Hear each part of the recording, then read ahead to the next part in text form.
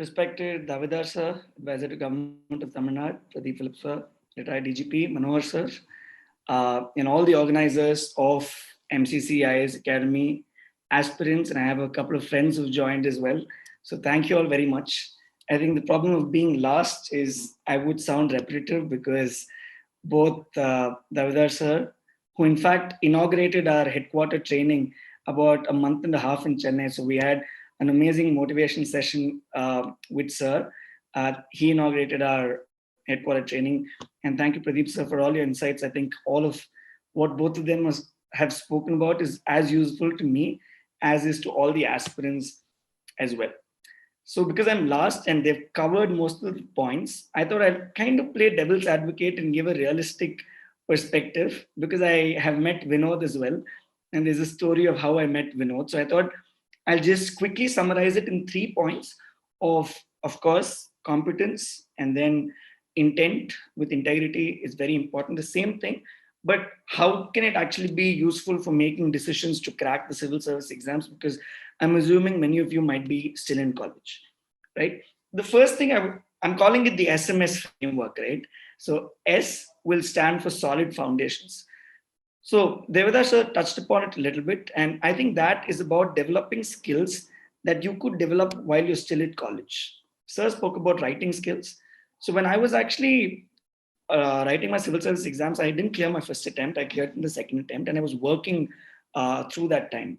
I was working at a startup, and I did not have 8 hours, 10 hours a day to pull to study. So I used to study for 2, 3 hours. So what did I do? Every single email that I wrote to a client, and I wrote about 20 emails, 25 emails per day, was actually writing practice for the exam. So for you to actually train your mind to say that whatever you're doing is going to actually add up to what you want to become, I think is something that I strongly believe in. And that is the power of compounding. So I actually started reading while I was in college, and then I did my post-graduation at Ashoka. I think all these decisions that we make kind of gives us the strong foundation. Sir spoke about having a background in political science. I think all of these things adds. Even if you're an engineer, there are people who take technical subjects for their optional. So take your college seriously. I mean, that is the first point. And CSAT, Sir spoke about writing, and we're not taught, how to articulate and answer the point directly.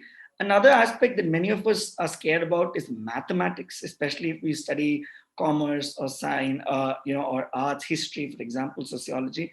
We think that the CSAT paper is very hard. And a friend of mine from IIT Delhi, in fact, did a couple of sessions for the Anna Institute of Management about a month back. And while he was going to give these sessions, I told him, boss, even I was very scared, for this exam. And, the level of CSAT has now become on par with an IIM exam, CAT exam, or a GMAT exam. So what he did was he just gave me a question. He said, just solve it. I was like, I will not be able to solve it. He said, just try. And you won't believe it, I was actually able to solve it in 5 to 7 minutes. And this was, I never attempted this question in my CSAT exam, right? So this fear with respect to language, communication, with respect to maths, all of these things are something that you can work on while you're in college. And the other aspect, another hack that many people are doing, NCRTs, the newspaper, all of that is there. But I think the great resource now is YouTube. So there are good YouTube channels like Crash Course, you have Khan Academy, you have great documentaries of the BBC that are there. So while you're in college, you can spend a couple of hours a week to actually get oriented to understanding what's happening around you. You probably might get better context of why Russia is invading Ukraine, right? If you understand, the context of the world wars, the context of how capitalist economies have grown over the last 250 years, understanding the Russian revolution, all of these things will probably give you a better understanding of the Russian war now. So this is my part on the first part, solid foundations. The second part, sir spoke about mindset and intention. Let's be honest, Vinod gave me the stat that less than 1% actually clear the exam. So in a very popular book of Art of Thinking Clearly by Rolf Dolby, he speaks about the swimmer body illusion, right? So if people think that if they go to Harvard, they become smarter, or do they actually recruit smart people, and which is why they get into good jobs and all of that, right? I mean, it's kind of a paradox, but it is true that the examination selects only about 800 to 900 people per year, right? Which means even when people apply to MBAs and to other schools and all that, because I don't come from a conventional family, my father is actually in the media industry. So for me, my mind was kind of thinking about plan Bs all the time because I was already working as well, right? But to that extent, I want to tell you that there's a whole plethora of opportunities that is available with government as on today. Sir spoke about consultants, but government of Tamil Nadu, in fact, has 3 fellowships that they've floated in the last 1 month. We have the Chief Minister's Good Governance Fellows, and 25 of them are going to be recruited. We have the Education Fellows. And in fact, a friend of mine is here who's been working with the education sector for the last 4 or 5 years, and she's been doing great work. I've been asking her to send out, in fact, she could also apply for it. And we also have Green Fellows as part of the Environment Department of Tamil Nadu. So there are fellowships, you can do masters, there are think tanks, there are NGOs, you can also do work with other kind of policy making organizations. So having a broader perspective of public service will help you to have a plan B probably after your first attempt or second attempt, in case you're thinking about making some money, having a job, because having a gap year in your CV also does not look very good, because getting your home state, getting a good salary, all of us come from different contexts. So I think having that kind of a perspective, a kind of mindset to be a little open-minded, to have a growth mindset, to say that there are many ways to make impact, I think will help students a lot. The last part is on strategy. The S, M, and the S is on strategy. I think that's where the MCC Academy comes into the picture. Many people ask, coaching versus mentoring. To be honest, mentoring is of the sort that Davidar sir and Pradeep sir did today, right? They can be these spurts of motivation that is very important for all of us. We need mentors in our career, throughout our career. In fact, we reach out to our seniors. So it will be to that extent of giving, small nudges to make a decision. Let's say, I've done 2 attempts. Should I probably make one more attempt? And, if there's a personal rapport that we have with the mentors, they could probably guide us based on that rapport. Like, because I had already worked, my mentor told me only 2 attempts. So not more.